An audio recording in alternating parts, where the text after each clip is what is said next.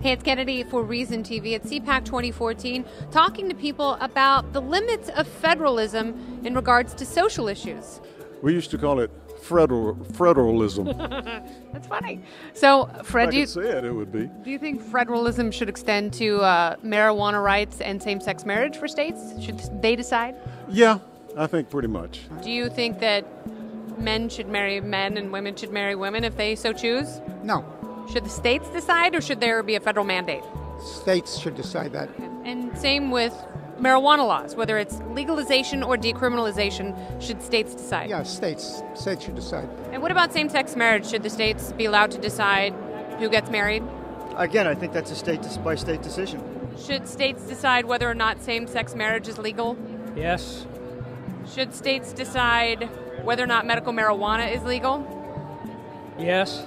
We ought to have the diversity that the states give us, the laboratories that they provide for us. Let's see what works out. Yeah. I'd like to see how that situation works out in Colorado, for example. Yeah. So how far does federalism extend? What about medical marijuana or decriminalizing or legalizing marijuana? Should that be left up to the states? I think that that's the right position, and if you see what Governor Perry said, and even Governor Hickenlooper, whose state has voted to legalize marijuana, he opposed it, but he is saying, hey, states, you can watch what we're doing and see how it works out for us and see how things get implemented, and that's what Governor Perry has backed, is letting the states all do it themselves. Is Obama bad on federalism? Obamacare, if nothing else, has proven to us, reminded us once again how difficult it is and how inappropriate it is for the federal government to take on these massive, enterprises. Obviously, everything he does has the word national attached to it.